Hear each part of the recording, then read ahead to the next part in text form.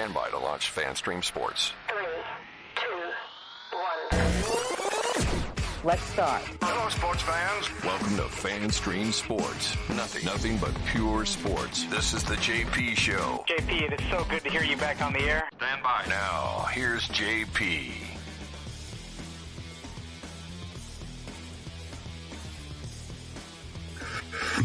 All righty, welcome into a special edition of the JP Peterson Show here after the Bucs take a horrific loss, 30-24, to the Kansas City Chiefs in a game. We've said this a few weeks in a row that, quite frankly, they should have won. Thank you so much for joining us here. We're going to have a lot of guests stopping in here, fans coming in. We'll have some Nick Geddes is going to join us. Timmy Ham may stop by as well. We appreciate you guys to go ahead and put your comments up in the comments section. I think it's already lighting up. Wow, that was a tough one to handle if you're a Buccaneer fan, because so much of what happened in that game goes on to the coaching staff, and we'll get into all that. Jason Powers is going to join me here in just a little bit. I'll pop him in, but just a couple opening thoughts. First of all, I thought the Bucs played one hell of a football game, man. Down 3 receivers to a very good Chiefs defense. They did a lot of what they wanted to do, especially in a couple of those drives in the second half. The drive to start the second half was an absolute virtuoso by Baker Mayfield. I thought Baker played one hell of a football game today. He took some shots, escaped a lot of bad situations to make plays. That final drive to tie things up was a work of art. Some of those passes were right on the target, and the ones that weren't, Sterling Shepard was fantastic. But folks, and we'll get into all the specifics of it. Third down was a killer tonight. And that's, we talked about this on the show before earlier today, that this is going to be a coaching matchup tonight that doesn't really favor the Buccaneers. You look at Andy Reid's the best in the game in calling plays offensively, and Spags is, I would say, best in the league in calling games defensively. And that showed on third down tonight big time. And especially Andy Reid versus Todd Bowles on third down was a mismatch. 12 for 18, all 4 of their touchdowns coming on third downs. D-Hop with a couple of scores that were just way too easy, toasting Josh Hayes. And then at the end of the game, the management to use the timeout there at 30 seconds and to not to run it down to the bone to make sure Mahomes didn't get it. It was just by the grace of God they don't get the field goal at the end to win it. Butker with 62-yard range. All they got to do is get 2 first downs. You leave them 26 seconds to do so, and a timeout. They're lucky they didn't lose the game there. And then at the end, you got to go for 2. I just looked it up. I said, this defense is gas. I wonder how many plays they played. 83 plays. I think the Bucs had 63, which is a normal game. 83 plays. Your defense is gassed. You can't go to overtime. It is not an option. If you lose the toss, you lose the game. One play. Make it happen. And I don't want to hear this, if they don't make it, everybody's ripping bowls. Nope, I'm not. Troy Aikman's like, I go for 2. Everybody is going for 2. We were saying it on Twitter as they were driving down the field. You got to go for 2. Have your best 2-point play ready because you're going for 2. You got to go for 2. You're on the road. Your team is reeling. It's fought back. One play, I'll take it. You lose the toss, you lose the game. It's over. Unconscionable. Given the 2 injuries to Godwin and Evans, which I put squarely on the head coach, and then this malfeasance of game management once again, it's mind-blowing. I'm going to get a lot of different opinions in here tonight, so I'll bring in my good buddy Jason Powers here from Press Box Radio. You see him on Spectrum 360 as well. What's up, Jason? How are you, partner? What's going on, JP? Tough one, man. What are your thoughts on the end of game? I'm with you. It was a terrible timeout at 30 seconds. You have to milk that to 20. That way you have 4 plays no matter what happens, you either tie, win, or lose. And like you said, had the Bucs given up a field goal on that last drive, I mean, that's almost a fireable offense by the mismanagement of the clock there. And I'm with you. There wouldn't have been a person in America that would have complained if they go for 2 and don't make it. Not a person. Yeah. Yeah, and the third downs, just constantly finding guys wide open. I mean, Todd Bowles is supposed to be a defensive genius, and these are the matchups that you're trying to win in the key spots in the games. And Mahomes just absolutely owned his ass. And look, he's the best in the game. I get it, but 12 for 18. I mean, 4 touchdowns on third down. Come on. And what is KJ Britt doing in the game in overtime? Trying to match up with Kelsey? Really? I mean, why aren't you playing 6 DBs in overtime? If they run the ball down your throat, which they're not going to do, that's not their MO, put every DB you have on the roster in the game and figure out a way to try to match it up, because you cannot have KJ Britt in the game in overtime. In pass coverage, they were running the football in overtime, and I do think you have to. I don't know if you go dime there because they will. But you know what I mean, though. But you know what I mean. Get Britt out of the game, man. He cannot be in the game in pass coverage. Oh, I totally agree. Get him off the field in general. I didn't see if Vi Jones played tonight. I know he was elevated, but why elevate him if you're not going to play him? To go back and check the tape, but third down was a disaster tonight. The Chiefs owned it, and I don't want to miss the positives here, though, Jason. I thought Baker was fantastic in this game. 3 of 30, 183 yards. The only thing I would say, and this goes on Liam Cohen more, is as easy as they went down the field with throwing to the wide receivers and the deeper out cuts, those were open and great throws by Baker, and the guys made some great catches. I was very impressed with Sterling Shepard this week. He has not been good. He was very impressive tonight. Ryan Miller catches the touchdown.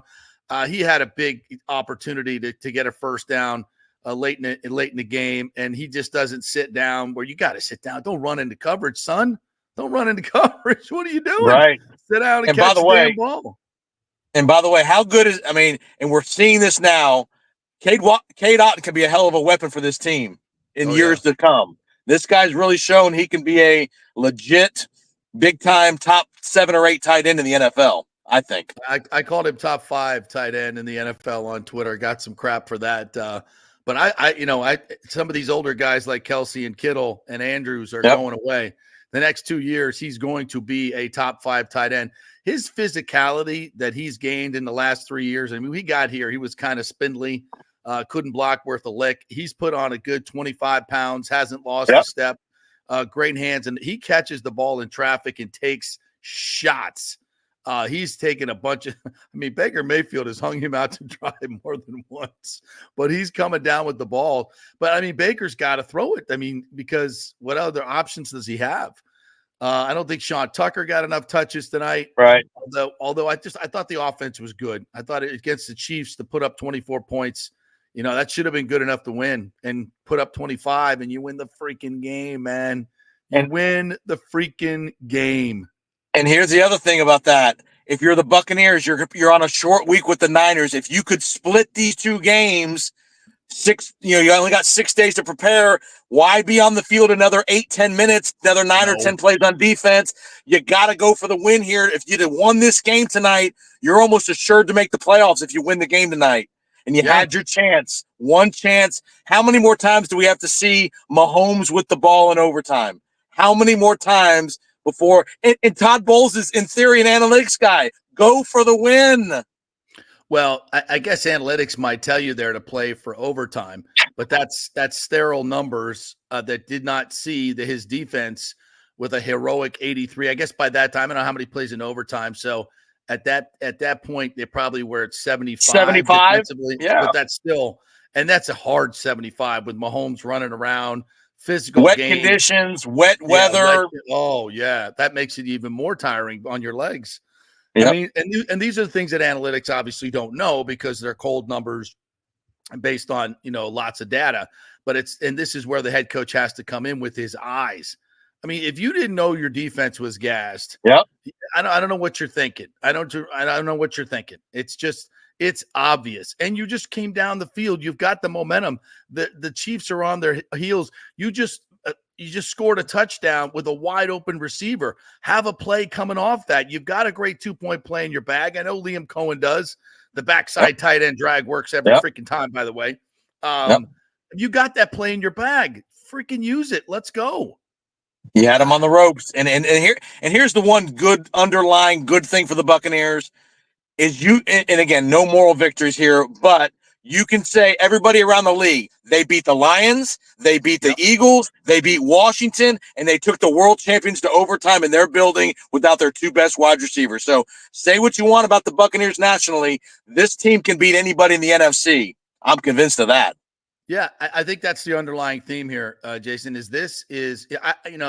did I think they were going to get curb stomped tonight? I thought there was a good chance of it because the defense has just been so bad, and offensively they were so depleted, and the Chiefs just really play well at home, and especially their defense. Everything was going against them, and they showed me that they got some grit and some fight. They were fantastic. Yep.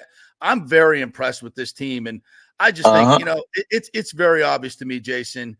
And I'm a huge Todd Bowles fan as a human. Love the dude. Really pushing for him.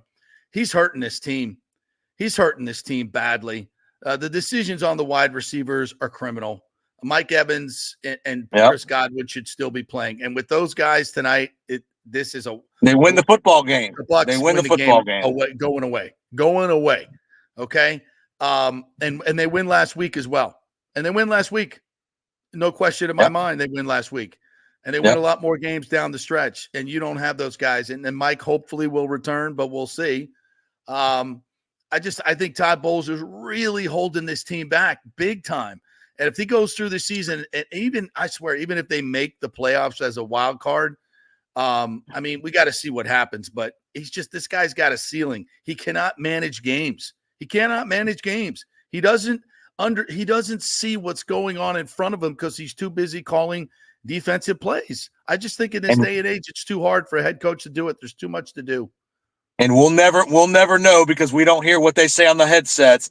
But was Liam Cohen begging to go for two? Was that brought up? Was it discussed? He was. What was the chatter on that last drive? Did Bowles say? We'll never know, but Liam Cohen wanted to go for two. And here's one thing I would say, JP, on this flight home tonight, is Jason Light going to make a move tomorrow?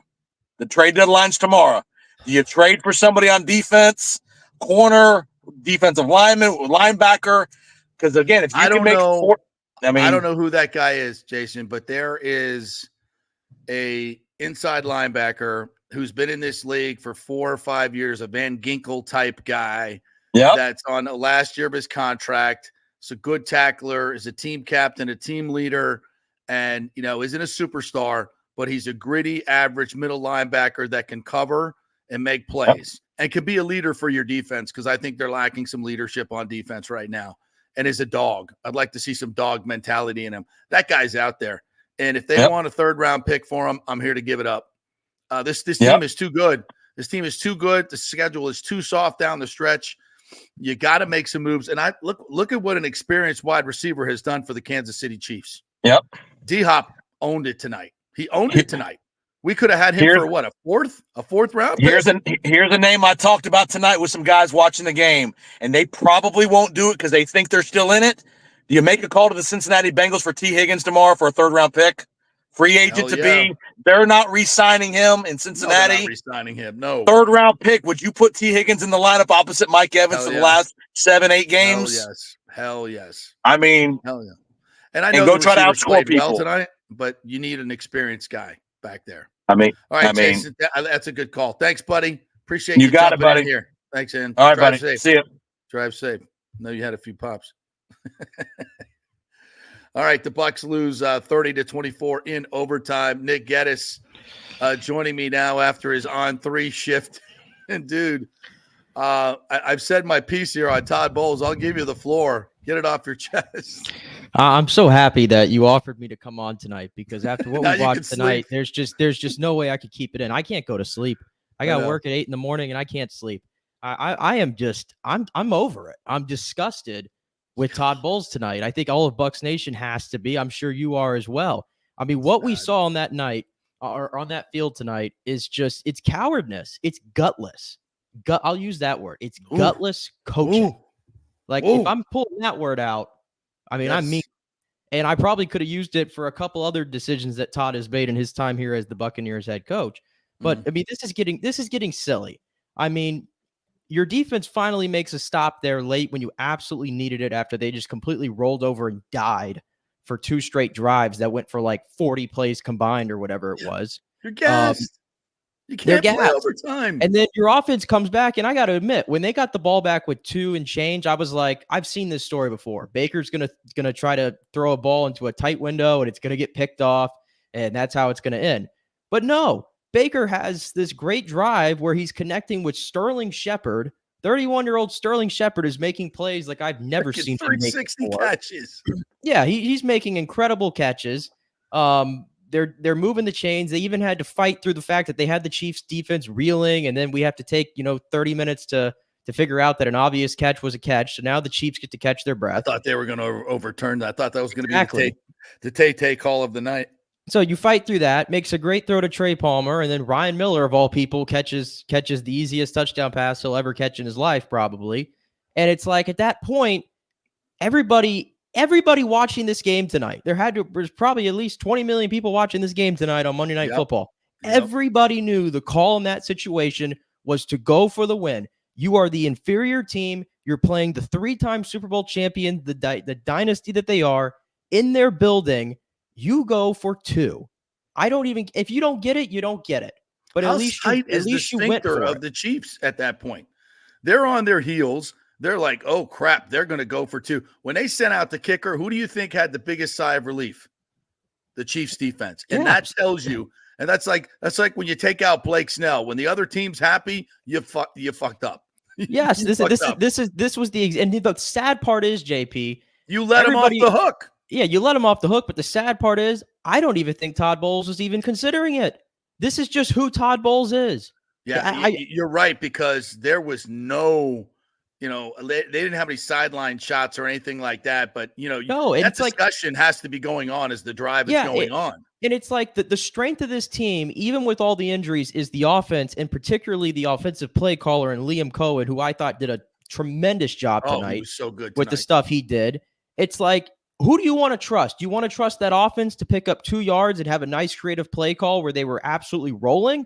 Or do you want to take the chance where you probably are going to lose the coin toss because, shocker, the Chiefs never lose the coin toss when we go to overtime, and your defense is now going to have to go back out there after they've been out there for 80 plays against the best quarterback in the freaking world, who is now 6-0 in overtime in the regular season. Like, does none of this ever cross Todd Bowles' mind in that moment? I know what I just said is kind of a lot, but I'm not paid millions of dollars to make those decisions. Now, am I?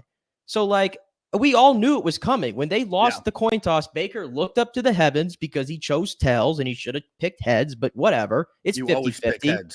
Always pick heads. And then in overtime, we all knew it was coming. It was slow. It was methodical. The Bucs are playing 10 yards off the ball. The toss. It was over.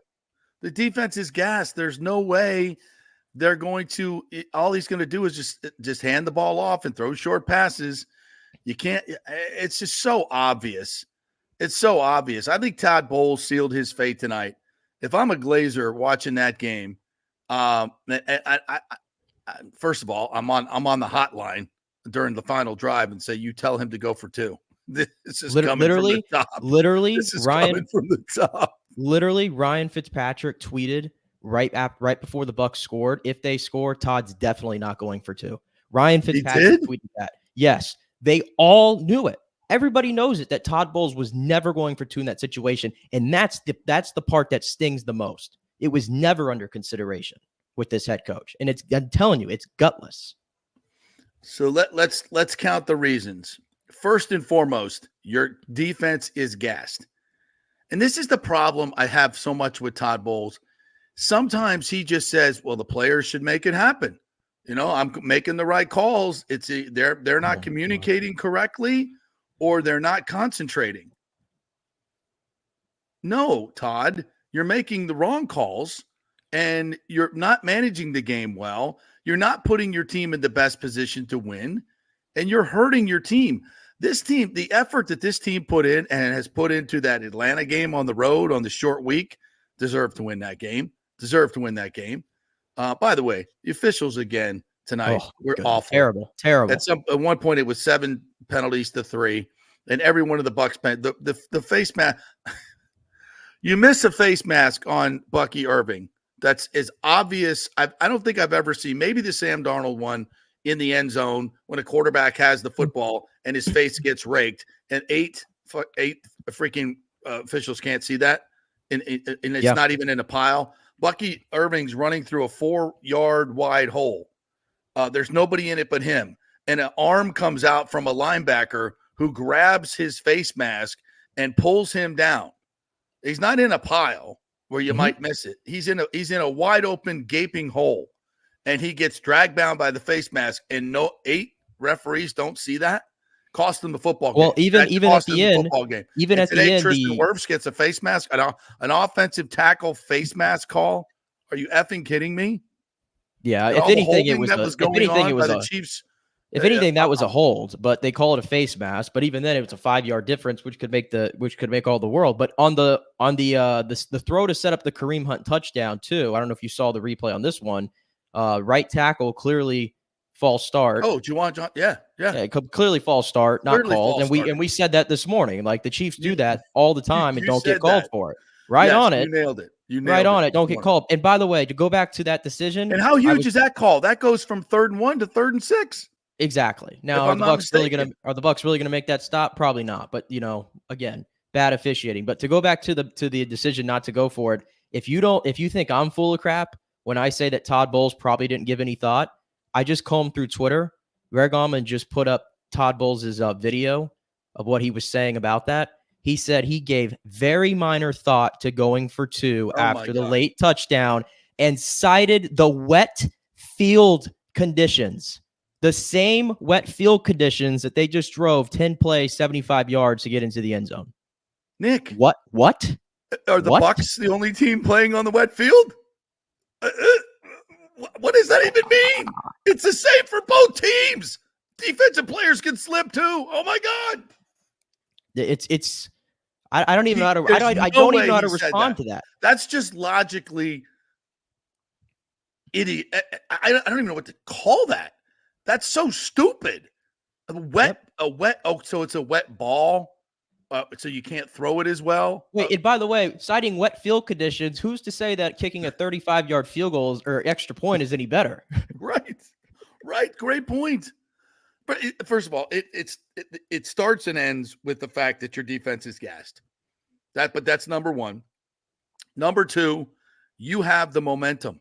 You're on the road, as you mentioned, an inferior team. You've just scored a touchdown. You're running the ball great, so you can either go run or pass. It's not one, and you've got a 2-point play that you really, really like. And I trust Liam Cohen to have a really, really good 2-point play. And dadgummit, just put it in your players' hands and let them.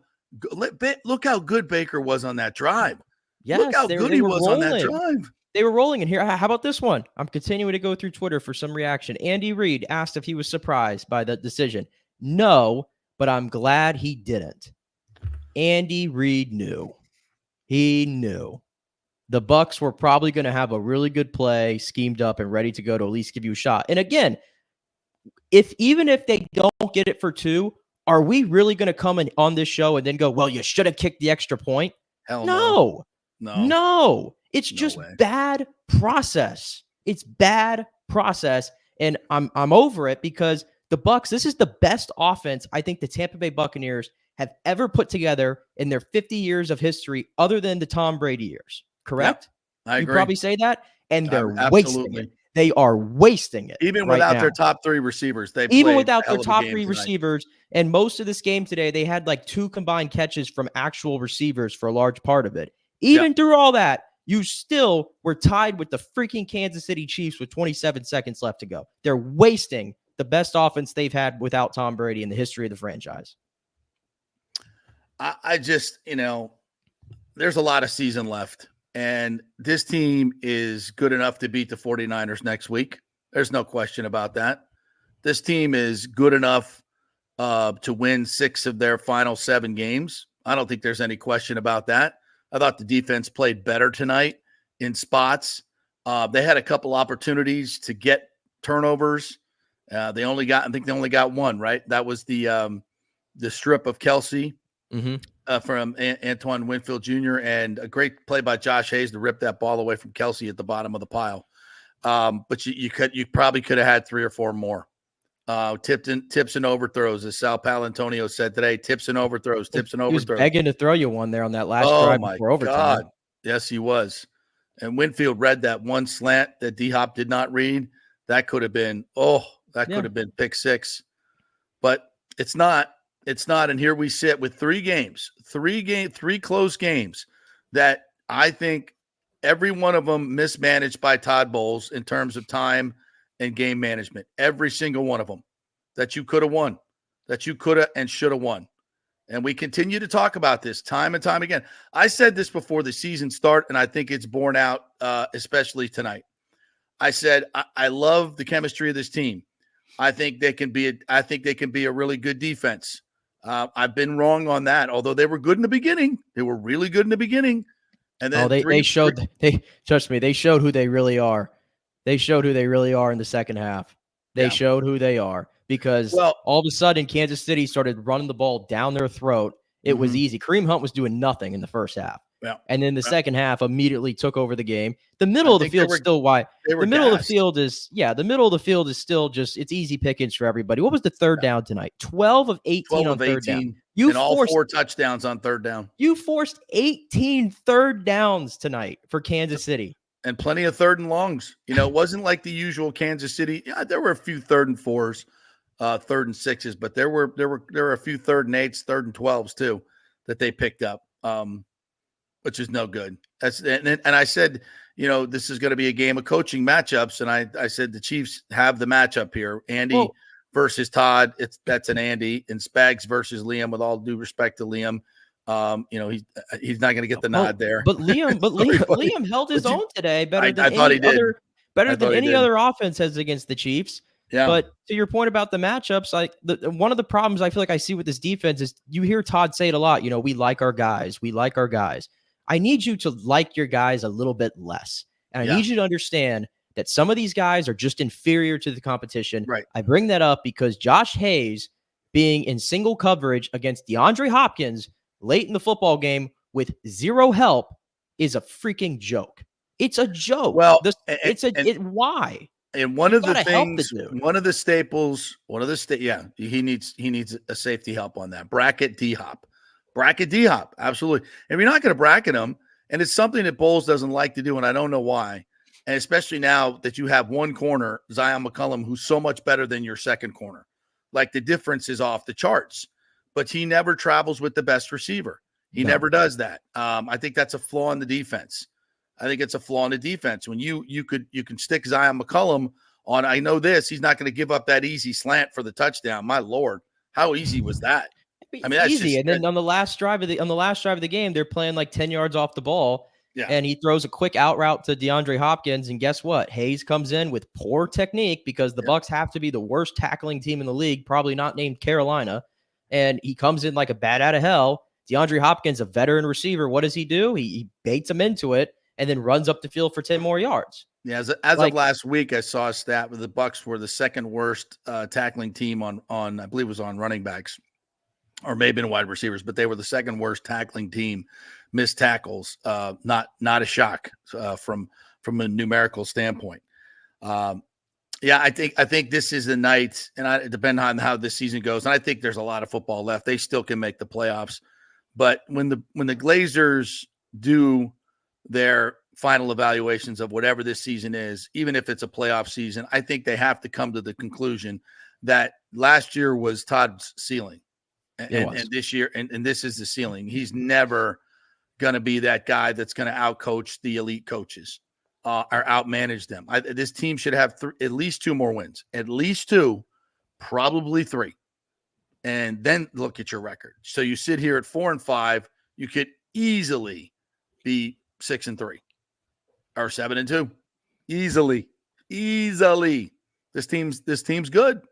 They got a lot going for them, and Todd Bowles has cost them this season with his handling of the 2 wide receivers, in my opinion. And then this tonight, just unacceptable. It's unforgivable. It's Unacceptable. unforgivable. And how much longer can you take this? And again, the more Liam Cohen continues to put up masterful performances from a schematic standpoint offensively, the more I just have to sit there and go, how in the world can you let that guy get out the building regardless of what happens? You cannot. You cannot do it. Sorry. And if it takes, hey, you're the new head coach, so be it. So be it. We love Todd. He'll be well compensated, but these are just, these are mistakes that you can't make. You just can't make as a head coach. Your coach should never be costing you games. Your coach should be the reason you win games. The coaching decisions should never cost you games, especially some that are this obvious. They're obvious to everyone. Gutless is a real personal attack, but it may be warranted. And I know you're not saying Todd's gutless. I'm not saying he's gutless. I'm saying that the call is gutless. The call is gutless. Yes, the call is gutless in that situation, in my opinion. It is. It is. And if you poll the players, especially on defense, what do you think that vote's going to be? Unanimous. It's silly. It's silly. It's almost. And if you're a defensive player, do you just sit there and go for two? Oh my God, no, he's not. Oh, no, you think any of them? You think any of those guys wanted the smoke? No, in the overtime. No, I mean, we talked about it today. I don't blame that defense one bit. Exactly. The entire second half. I mean, they had 3 long drives in the first half. And part of that is also safe coaching. When we're going to play safe. We're not going to, hug him up. We're not going to, I don't think he was very aggressive in his blitzes. And you saw, by the way, Spags came up with some really well-timed blitzes and super and well executed on Baker. Never had a chance. He waits and uses them right at the right time. And, Bowles he's a very blitz heavy guy, but his blitzes aren't effective. His blitzes aren't good. If you're blitzing and you're not getting there, they're not, you're just leaving yourself open on the back end. You never want to be open. And again, I saw some people saying tonight that, the defensive line gave the Bucs defense a chance tonight. And they had some nice moments early in the game, but it was all Vita Vea. And then Kalijah Kancey did a really good job. He played a lot tonight. And as he should. You're paying him a lot of money. He should stay in the game for most of it. But I think that was a bit of a philosophical change for Bowles, and I liked it. That was something he did right. But is it a good sign, JP, that at this point in the season, Vita Vea has 5 sacks and JTS, Yaya Diaby, and Anthony Nelson have 5 combined? Awful. It's the same. Kancey was good tonight. Kancey really good tonight. Kancey made a damn good play there when Mahomes was going to scramble for a first down on that play. Yeah, there was nobody there in the flat. He's going to go over his 18-yard rushing and cash my parlay too. Son of a bitch. Thanks, Kancey. You owe me. Oh, so it was just a bad night in general for you, clearly. Well, I went heavy on Sean Tucker over 5.5 yards rushing. That was the gimme of the night. So I went heavy on that. I paid for the rest of my parlays. Yeah, I'm glad Sean Tucker finally got in the game in the third quarter, and wouldn't you know, good things happen. I'm glad that happened. Yeah, he's got to get. But the offense wasn't the problem. Yeah, I'd be nitpicking at stuff like that. You score 24 against Steve Spagnuolo's defense on the road. I mean, you got to take your chances. Got to win that game. Got to win that right game. There. This was the Billy Napier moment. This was Billy Napier against Tennessee deciding to go for an extra point on the road against a much better team and go to play overtime, and you saw how that ended. This was the same thing that happened tonight. You just changed the uniforms and you changed the parties involved. Awful. Speaking of Billy Napier, by the way, news yesterday that DJ Lagway's injury is not as serious as they once thought, which tells me Florida State is only going to win 2 games this year. Florida State's basketball team now has the same amount of wins in November as the football team. By the way, shout out to my UCF Knights beating number 13 Texas A&M today, storming the court. Oh, really? Nice. Yeah, Texas A&M got their field stormed twice this week. South Carolina on Saturday and Monday against UCF. So bad week for the Aggies. But so that provided me some fun tonight. When I saw that JP happen, I said, I'm like, this is the night. This is the night. UCF just knocked off number 13. It's the night of upsets. The Bucs had just taken like a 14-10 lead when that happened, and I'm like, this is the night. And did UCF beat Florida? They were up at half. USF, you mean? USF, yeah. I think Florida ended up pulling that one out, but it was close for a while. Well, Florida State beat Kentucky tonight in basketball, 74-62. You might want to check Northern. that. Yeah, I was going to say they did not beat the real Kentucky. No way. They beat Northern Kentucky. I'll take it. I'll take it, dub. Any way I can get it. Any way I get it. So, yeah, that's a tough one. That's a tough one. I'm going to get to the comments too. I'm going to hit a break. Let's hit a break, and then we'll come back and do the comments. Nick, if you want to stick around, feel free. If not, I know you got to get up early. So, we'll I'm not sleeping. I'm not sleeping. You probably aren't, are you? No, I don't think many Buck fans are going to sleep. And I'm going to get to all the comments here because they are exceptional. All right, we'll do a quick break here. Come back on the other side, and we'll get to all of your great comments. Stay with us. We've had a lot of fun with the monthly birthstones, and October is no different, where the birthstones are opal and tourmaline. All the colors of the evening sky are captured in the mysterious shifting hues of opal, and tourmaline has a color palette for every mood. Did you know that opals have been cherished for centuries, associated with royalty and good fortune? Tourmaline was once thought to protect against evil and enhance spiritual connection, adding to its allure. And during the 40th anniversary, you could find a special selection of this precious gemstone, from stunning rings and necklaces to elegant earrings and bracelets. Of course, Steve Weintraub handpicks every piece for its brilliance and quality.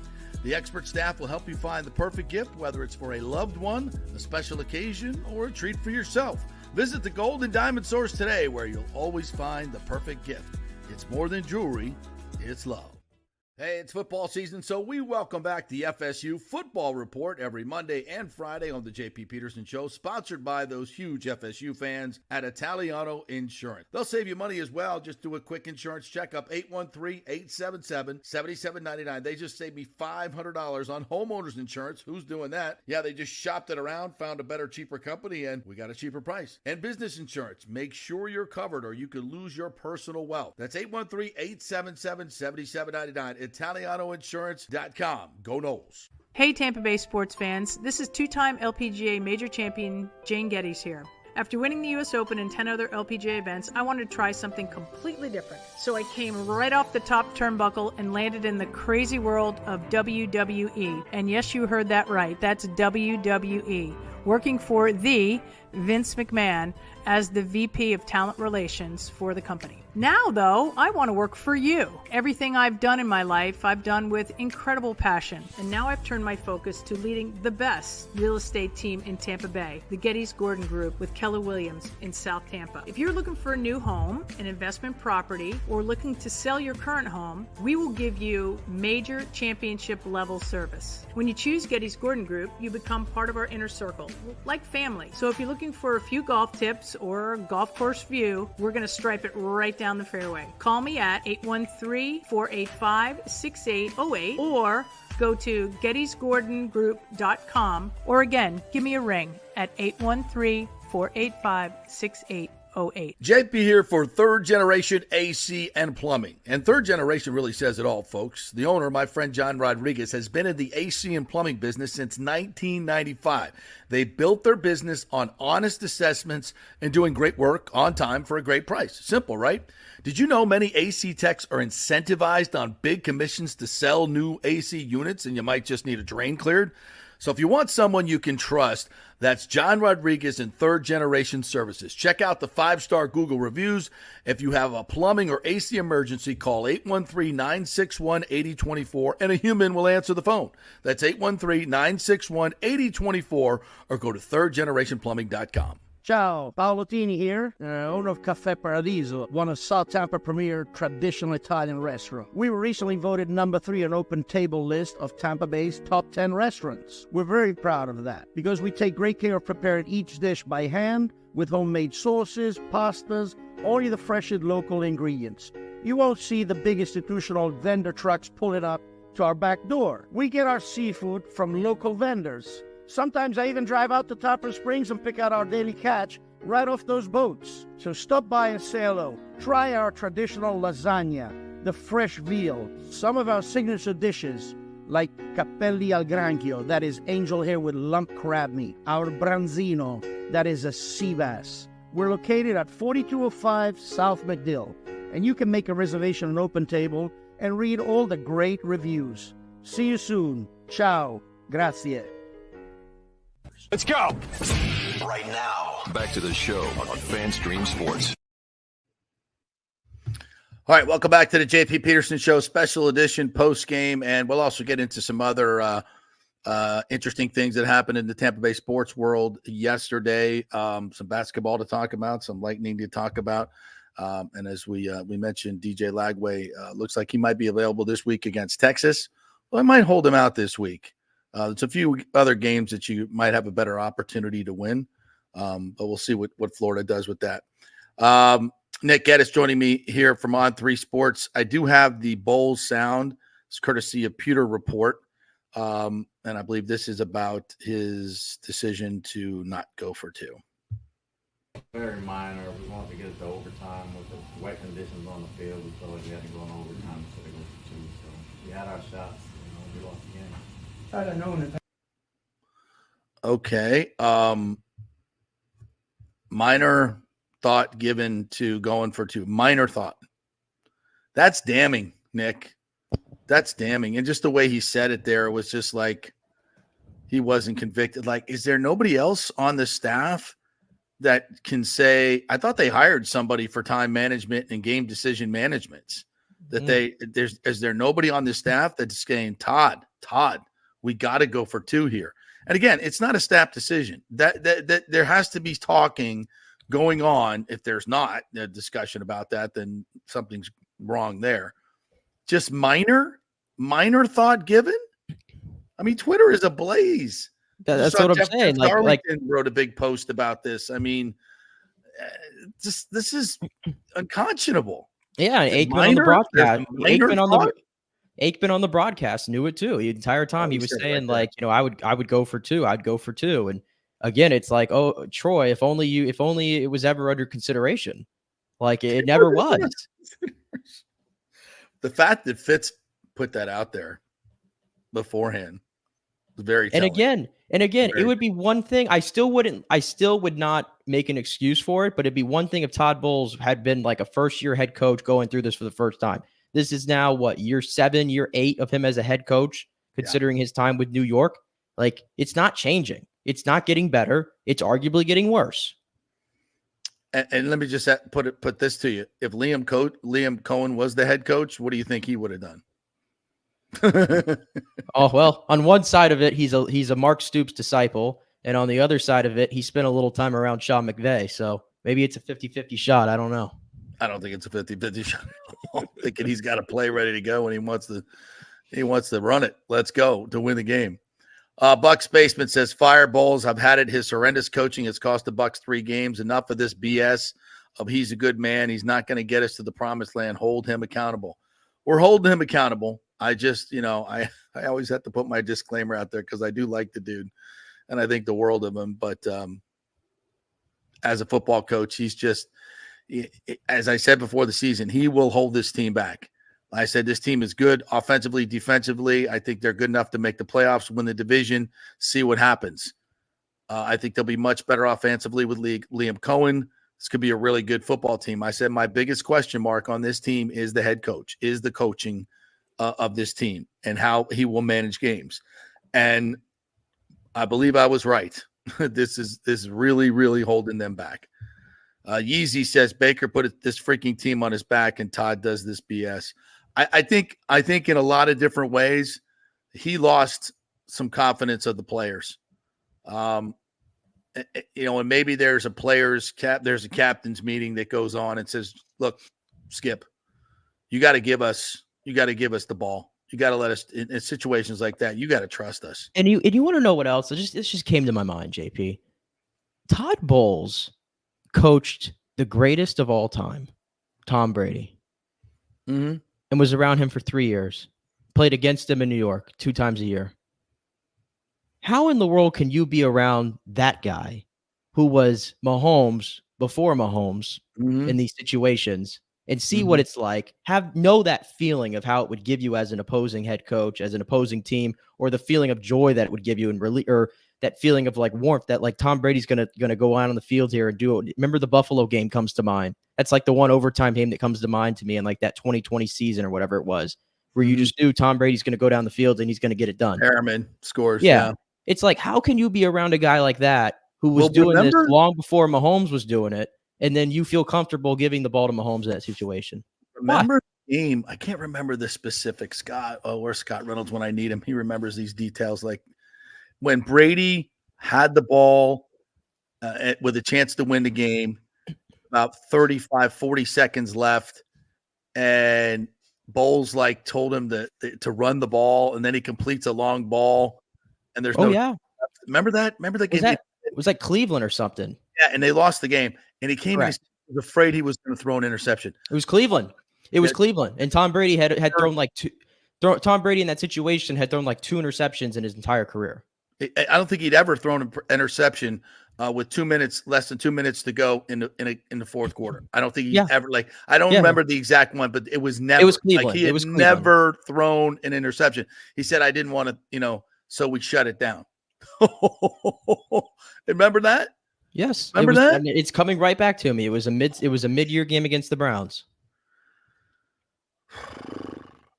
James says, Bucs a head coach from being real good. Why go to OT? Also, refs blew this game too. Agree. Yeezy's on fire today. Missing wide receiver 1, 2, and 3. You don't go for 2. Well, that's probably a reason you wouldn't go for 2. But listen, you got more than enough weapons from the 2-yard line. You can run it. You can run it with Rashad. You can run it with Bucky. You can run it with Sean Tucker. You can. Kate Otten was making plays all night. Kate Otten making Shepard's plays. Making plays. Shepard's making. I mean, and you got one of the most creative play callers in the league right now. Yeah, and you got to play. But no, I'd rather risk my 31st ranked defense in the NFL making a stop against Patrick Mahomes in overtime on the road. That sounds better to me. And they've been on the field for 80 plays. Yeah, that sounds better to me. Yep. On a wet night. Yeah. I mean, Jesus Christ. Mike Holcomb, what's up, buddy? Todd, no balls, bowls. About says it. TJC 22, former quarterback. Is there not an advisor yelling in his ear, hey, Todd, we've played 73 defensive snaps thus far, most of which were just physical second half running? I mean, yes. Even if you didn't know the number, you could just look on the field and see the dudes are gassed. Come on, dog. Michael LaRue should have gone for 2. We can always rhyme with your name. I don't know what it is. TJC, except they were running it down their throat at that point. They were. I mean, again, the defense was gassed. There was no way. If you lose the toss, you're done. So basically, you're just saying, I'm going to take a 50-50. And if you win the toss, now Chiefs defense, it's not tired at home. Refs against you, as far as I'm concerned. I mean, I just don't. Even if you get the ball, I mean, I know Baker just went down the field, so I feel if we get the ball, we got a shot. But to me, you got to make 10, 12 plays to win the game. I want to make one. That's all I want to do. I need one play, and I've got a good play. I don't know what it is, but I got a good play. James says Vi Jones played a couple plays. Bucs in third quarter were ready to dominate to score another touchdown, but refs called a face mask. Yeah, that one. Oh, my goodness. Can I interrupt real quick? Yes. I hate to interrupt going through these great comments because y'all are bringing it tonight. But I'm going through Twitter. I'm just seeing all these different things. The Bucs this is unbelievable. Travis Kelce had 14 catches tonight. Did you know he just became the first 35-plus-year-old to have 14-plus catches at any position in the history of the NFL? Yeah, that makes sense. And by the way, DeAndre Hopkins, there's this thing going on tonight. Like, remember when people told me a week ago that DeAndre Hopkins was washed? I knew this was going to happen.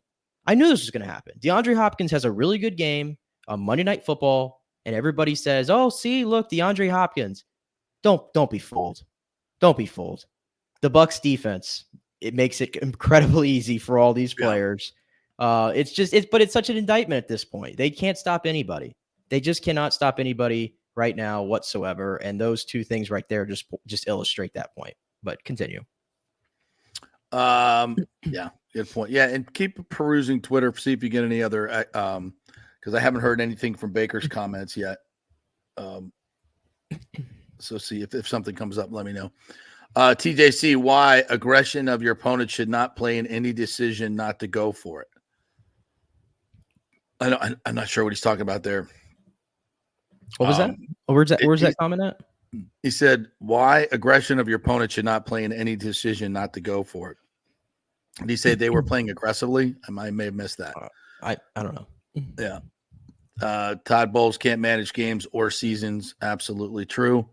He says, TJC, and I quote, said, with the wet conditions, we felt we needed to go to OT. You just went 10 plays in 2 minutes for 70-plus yards. What the hell? Yeah. I mean, that makes no sense. I mean, clearly, I don't think it was even raining at that point, and they keep the balls really dry. They're pretty good at that. So that should not even play into it at all. The fact that did he not notice his defense was gassed? How do you not know that? I just can't get over. I know we sound like a broken record, but I can't get over how the less riskier option was going to overtime against Patrick Mahomes. Yeah, on their field. Exactly. Perry Flowers, what's up? I was always taught you play for the win when on the road. Absolutely. Ryan, what's up, buddy? It's Otten, Bucky, White in the flat, Baker, quarterback draw, so many options, 2 yards to win a game. Can't wait until Bowles decides to retire in 10 weeks. Yeah, I think that might be a highly yeah. And by the way, I hate that. Like every time, it feels like every time the Bucs lose a game, there's a large part of the fan base who immediately goes to you got to fire Todd Bowles. I'm done with him. Yeah, granted, I came on the show today all fired up and I said the same thing. I'm done with this. I'm over it. But at the same time, again, JP, like everybody's a passionate fan that follows this team. And you're playing the best team in the NFL, 3-time Super Bowl champions, and the game is right there. It's right there in front of you. You did everything you could to tie that game, and just a coward coaching call didn't even give you a chance to even try to win it. It's like Todd Bowles typically, I feel like, does this to himself. He opens himself up to that criticism. Yes. I think he's afraid to make a bold decision. You can go back to in other words, decisions that he always thinks about I think he thinks about what he's going to get criticized for, right? And then makes a decision based on that, which is the worst way to make a decision. Well, I don't want to pull my starters if we're only down 10 with 1:05 to go here against the Ravens because they're still, we're 70 yards from the end zone and we have no timeouts because people will think, oh, I gave up like I did in Detroit when I didn't make them snap the ball another time and use my timeout. I think that's kind of going through his head. Like, no, the game's over. Get him the hell out of the game. Get him out of the game. I think he thinks the safer decision is like, I won't get criticized if I keep my guys in the game. Well, yeah, you will. Somebody gets hurt. It would be a bold decision to go for 2. So I don't want to do anything bold. I want to go by the book, and just blame it on the players if it doesn't happen. No. And again, I need somebody to tell cowardly. me without this sounding completely disrespectful. And I know when people say that, usually something disrespectful is coming. The Buccaneers defense, again, after tonight, how many total? I'm looking at how many total yards did the Chiefs have tonight? They had 384 yards. The Chiefs did.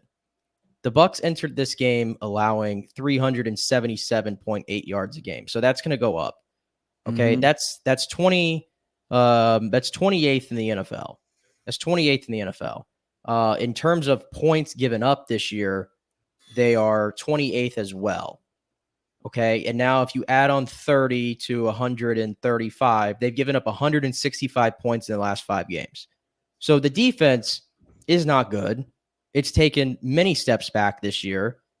He runs that unit exclusively. And then he does stuff like this, where I would call it his quote unquote head coaching duties, where he's very subpar in. And I come back to that question. What value is Todd Bowles, positive value is Todd Bowles bringing you right now? What positive value is he bringing you? That sounds really harsh. I get it. But I think it's a real question to ask right now in this moment. I agree. Here's some Baker sound that Jenna Lane posted from ESPN. Let's see if you can hear it. It's a team like that. It comes down to little things. Everybody has a hand in this one. I think for the half, penalties and not completing the ball, a couple of easy throws on that last drive for halftime, but really giving away 3 points. When you look at it against a team like this, that's the difference. So, just disappointing overall, but a bright spot. And it's against a team on the offense like that. Like it's you can only give them so many chances. So, coin toss, that's what happens. But then, I'm proud of all the guys we had on offense that stepped up, and Todd had a good message. We're that close, and don't get used to losing, but just turn this thing around, and got a home game next week against an NFC opponent, and got to find a way to win. That's it. It's a team like that. It comes down.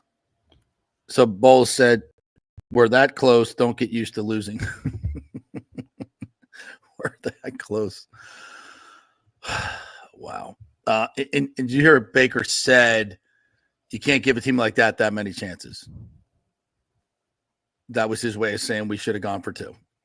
Am I wrong? Am I reading that incorrectly? Listen, the Bucs pulled off the miracle of the night by getting 2 back-to-back stops late in that game, because when the Bucs go 3 and out, when they got the ball back with 3 minutes or something like that, I think we all figured, okay, the Bucs are not touching the ball for the rest of the night. Give the defense credit. They make a quick stop. Bucs get the ball back. But then the other part of this equation, which I'm not sure if you hit on earlier, was the timeout that he called right before the touchdown, which just seemed, again, bad process. Panic move. Bad process. You leave too much time on the clock for Mahomes, but thankfully your defense makes another stop. So as far as I'm concerned, your defense is not good. They haven't played well. They've been on the field, but you know what? They made 2 stops when you absolutely needed it. Yep. Why try to go back to the well for a 3rd time? Yep. Why? And it wasn't. It's like we can complain about it. We can talk about it till we're blue in the face. It'll never make sense to me.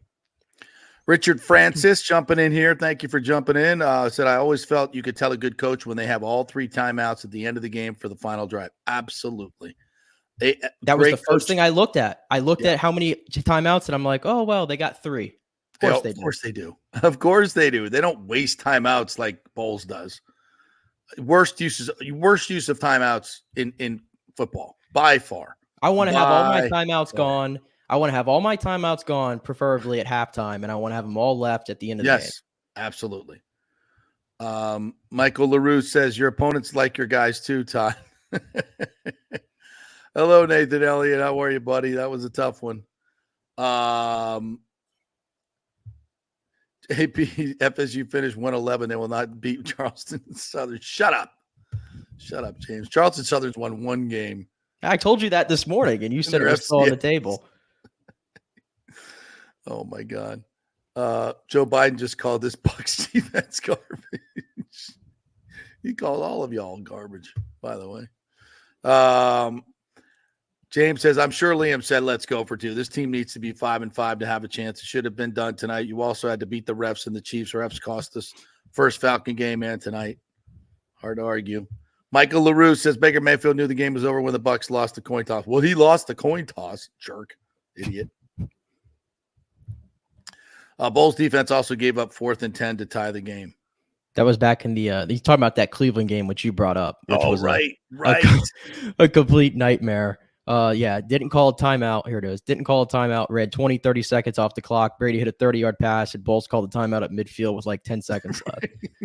Yeah, we have unfortunately been down this road too many times over the last 3 years. How many games have the Bucs they've been so winnable?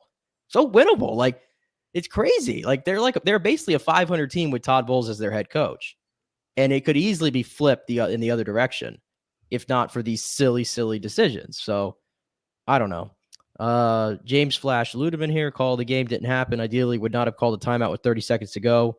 Run it out until like 15, run a play before that, then go for 2. Todd Bowles just has no awareness. And he's no awareness and just like no plan.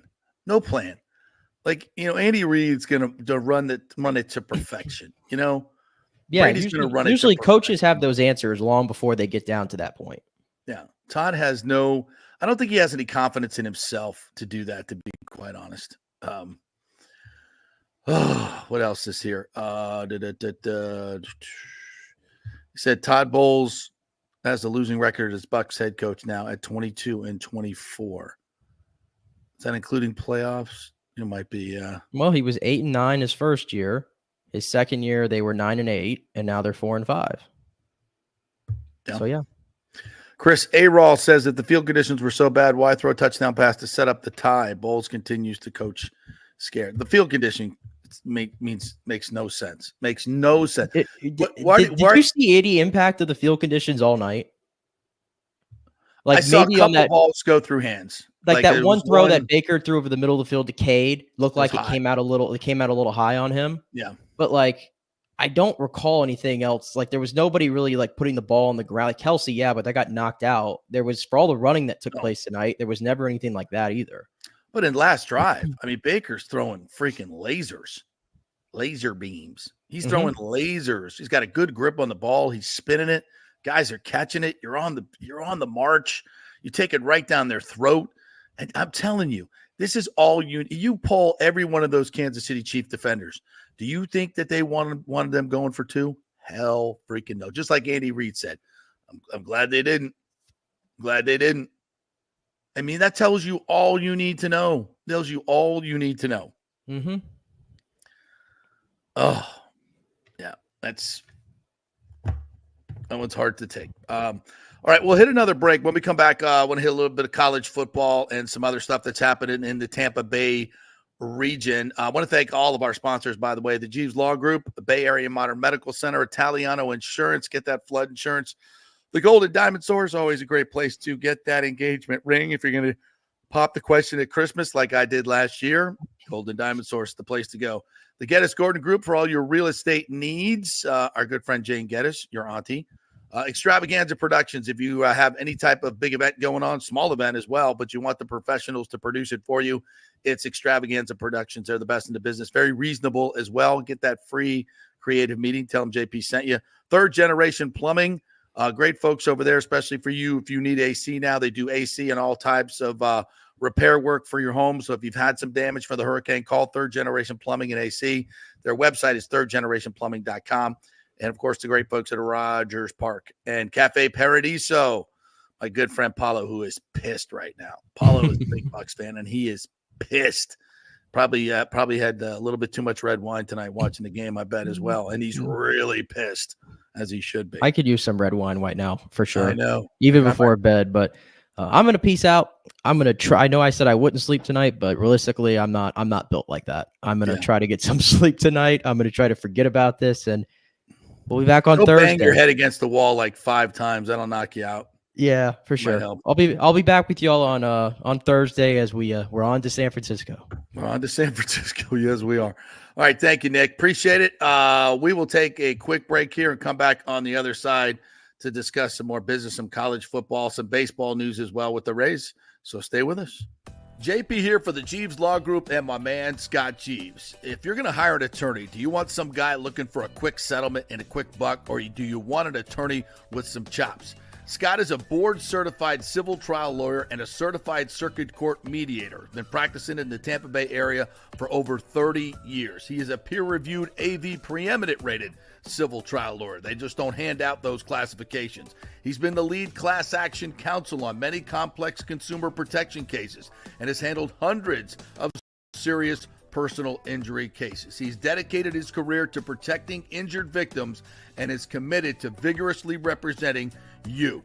We're local, we're trusted, and we get results. Personal injury and personal attention. Call for a free case evaluation. That's 888-9-JEEVES. That's 888-9-JEEVES. The Jeeves Law Group. Getting old is inevitable, but feeling and looking old is avoidable. If you're feeling run down, your workout sucks, or your sexual libido is not what it used to be, check out Bay Area Modern Medical Center. That happened to me a few years ago, and I found out I had the testosterone level of a second-grade girl. That's not good. Our food, environment, and stress can cause your T levels to drop. Bay Area Modern Medical Center can help, and they are different. They offer customized hormone replacement for both men and women. Christopher Lugo and his medical staff can help you restore your energy, your sex drive, and your feelings of well-being. It was a total game changer for me. I have way more energy, lost 30 pounds, and I'm performing better in all areas of my life. Nobody wants to talk about sexual health, but it's key to a balanced life. We offer discreet treatments with real-world results. So if you're suffering from a lack of interest in sex, ED, or lack of sexual stamina, Dr. Lugo and his staff can help. Take your health care to the next level at Bay Area Modern Medical Center, 844-977-3477 or BAMMC.com. JP here to ask the question, are you planning an event, meeting, or conference? If so, you'll want to call the designers and production professionals at Extravaganza Productions Incorporated. With over 35 years of experience in the events industry, designing and producing every type of small to large event, they can provide a huge resource for design ideas, audio, visual, sound, lighting, decor, and entertainment to turn your event into an incredible experience for the entire audience. Folks, I've worked up close and personal with this group at many national events and Tampa events, and they have unique capabilities that help you save time and money in the planning and execution of your next event. Don't delay. Call these pros today at 813-621-4700 or check out their website at extravaganzaproductions.com. Tell them JP sent you, and they'll provide a free initial consultation for your event. Extravaganza Productions, the best in the business.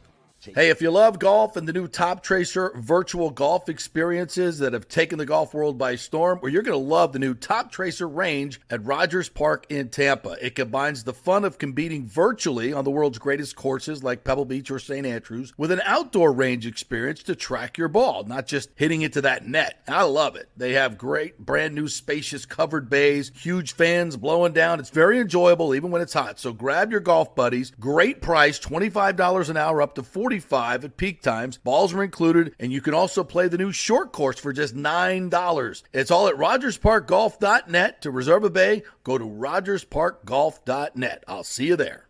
Let's go. Right now, back to the show on FanStream Sports. All right, welcome back to the JP Peterson Show, special edition post-game show here. We're not live if you're watching 10 to 12, as normally we are live. So that's why I'm not reading your comments, but you can still put them in there if you want. So we wanted to do a little post-game show tonight, get some immediate reaction. I'm glad we did, because this was a tough one to take. I will say this. I think everybody circled this as a loss on the schedule, but it wasn't. It didn't have to be. Obviously, it's an NFL game. This was an incredibly winnable game. They've had all of their losses, I think, except the one to Denver and the Ravens too, obviously. So those two were blowouts, but the two Atlanta games and this one, eminently winnable. Should definitely have at least one of them. So at this point, you would be 4-5 now. So you'd be 5-4 with a winnable game against the 49ers coming up. Now, I'm not sure. There's been word that McCaffrey is going to come back and play for this one. Obviously, I don't know if it makes that much difference, to be honestly. I think they're going to run the football either way on the Buccaneers. So, but how do you come back for this one at a short week?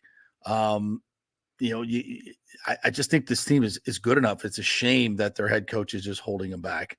I know it's getting a little bit repetitive, but all right, I wanted to I'm going to play this little soundbite here. I'm not sure if you're going to hear it very well. The audio is not great, but this is Andy Reid being asked about if he was surprised if Bowles went for two.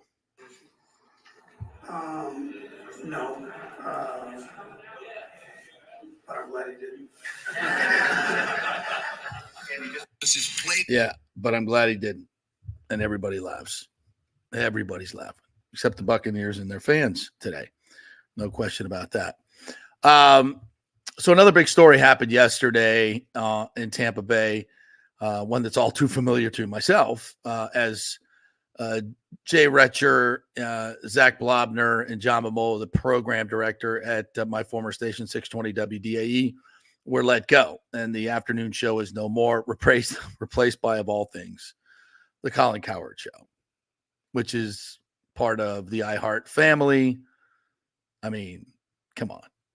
How about a nice college football in the South show? That'd be nice. You think, I mean, this is just such a terrible decision on so many levels. And this is a corporate decision, I was told by some people in the building. It's a corporate decision based on declining ratings. The ratings, they've been 18th and 19th in the ratings for years and years and years. They just, that rut. That's the overall ratings, not demos, but that's, to be the only sports station in a major market like this and to be 18th and 19th in the ratings is really not good. It's not good. If you look around the nation in the top markets, the sports stations are in the top 3 overall. The number 1 station is, for the most part, top 3 or 5. In some markets, they're the number 1 station overall. So being 18th or 19th in a sports heavy market like this is really incredible. But this thing has been run on the cheap for so long. They refuse to pay for talent. For the most part, they could bring in former players. They could bring in people that have been news anchors for 20 years, covering sports, columnists, any of that stuff. Guys like, they used to have a show with Rick and Tom, 2 highly paid columnists at the Tampa Bay Times. Cost cutting, see you later. Myself, number 3 in my demo, doing afternoon drive, getting ratings bonuses, you're fired. And one of the people that got fired today orchestrated my firing, so I won't have any tears for that particular person. But for Zach Blobner, who I think is incredibly talented and is a really, really hard worker, super smart guy, one of my favorite Gators in the world, feel bad for him. But these guys will land on their feet for sure. John Mamola's the guy who fired me, but he also was the guy that hired me. So he got a double-edged sword. They wanted to put the Ron and Ian show back together. Not sure that worked out very well. But anyway, in all of those changes that were made from the glory days of Chris Thomas and the Big Dog and some much better rated shows, the Ron and JP show for one. The ratings have tumbled. There's no question about that. But I don't even think it's about those guys, to be quite honest. To me, where the outrage comes is the fact that you now are paying 3 hosts at WDAE, none of which has been a former columnist, a former sports anchor, a former sports writer, or a current sports writer, as you see, or an athlete or an ex-coach, as you see all across markets this size everywhere. There's major talent being paid. And there's a lot of talent in this marketplace that live here that they just won't even think about paying. And a lot of it is the economics of iHeart too. The corporate part of it is what really, really sucks. That iHeart has ruined local radio, not only in sports with all their syndication crap, but also in music as well. Some of the great local talents that we used to have in morning shows, those are gone for syndication where they make way more money. And it's a shame. And most of this is corporate bullshit. And this is why what we do, we are not corporate media. And that's why we thank all these sponsors at the bottom. And I hope you visit them and you tell them, just send them a note on social media that you appreciate the fact that they support independent media. And, do they get crap sometimes? Yes, they do. But they support me because they think it's important that all voices be heard. And that's one of the great reasons you should visit a lot of these sponsors that we have, and we really appreciate them for doing so. So please send them a note. But when you're talking about corporate media, this is what you get. So they now have 3 hosts on the only sports station, a morning show and an afternoon show with Tom Krasnicki. The morning show I had heard was close to getting the chop as well.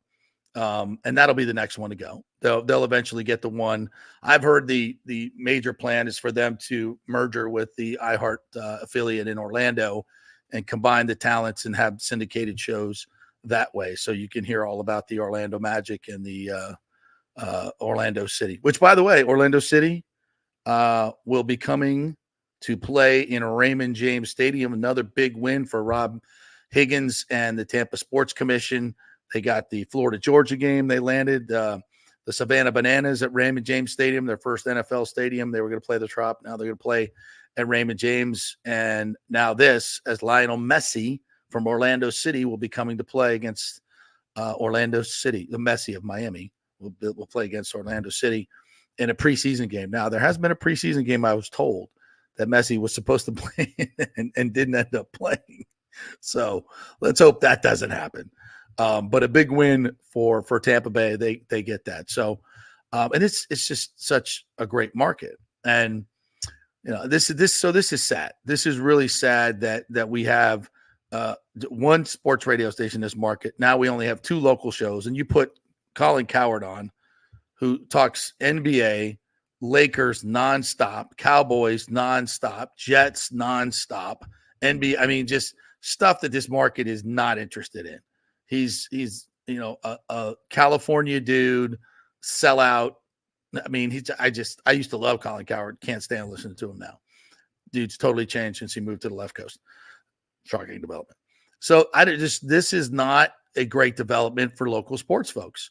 And J&Z were great local folks. They promoted the local stuff. They got out there. They did it the way it was supposed to be done. You may have issues with the show, what it sounded like. I'll just leave it at that. But they worked their ass off, and it was local. And that's what people want to hear, not Colin Cowherd. I don't know how a management can defend this move. They can't. And they consistently keep doing things that pisses off the people. So, and that's why we have this show. This is why we have great podcasts. The Pewter Report has great Bucs coverage in their podcasts. Joe Bucs fan, Ira Kaufman's podcast, absolutely fantastic. Jason Powers has a great local podcast. Spectrum Sports does a great job covering local sports. I don't want to miss any of the podcasts. I know I'm probably missing some. But I know those are the ones I listen to. Locked on Rays is another one. There's a lot of good local podcasts, and we're going to continue to build this network as well. We're looking to get more local shows on at the FanStream Sports Tampa Bay Network. We just built a new studio in South Tampa, and we're going to add shows. We're going to add content with that. And by the way, BJ Daniels will be joining me in studio on Wednesday to talk about his book and his incredible life story. So he'll talk a lot of football too. We'll be going, he'll join me for the whole 2 hours on Wednesday, BJ Daniels. So you USF people jump on in, and we'll chat with him. So we'll be doing a lot of that because we have the studio now in South Tampa, very convenient for people to get to. So we hope to bring in lots of folks, and that's what we're doing to bring you the best local coverage that we possibly can. Our website is fanstreamsports.com. We're going to be launching a little bit more of FanStream Sports Tampa Bay. That's going to be a all-inclusive website, so you can get all your Rays news, your Bucs news, your college football news with all our teams, Lightning news, obviously, and all that. So, that's what we're doing, and adding shows as well. So you'll be able to listen to local podcasts on a daily basis, topical basis, not like once every 3 days, every day, giving you more content. So if you like that, please like and subscribe to the JP Peterson Show on YouTube, at JP Peterson Show, my new Twitter, and our YouTube page, JP Peterson Show, and FanStream Sports. That's all one company. So sorry to those guys who got canned close to Christmas. Same thing happened to me late November. November is the time they do it at iHeart, by the way. That's when all the chopping block comes out. So if you make it through November, you're doing okay. But again, it's a shame that we only have 2 local shows. But if you need some local coverage in the midday, we're here live 10 to 12 every day. And after we're done at 12, it immediately becomes a podcast. So you can listen to it anytime. If you want to listen to it in the noon to 3 or afternoon drive, whenever you want to listen at night when you get home, or go back and archive. We had Sal Palantonio on today, who gave us a great information on the Chiefs and the Buccaneers and the rest of the NFL. Some really, really good stuff. You can go back and listen to that. It's always archived in our podcasts and also on YouTube. So sad day for those guys.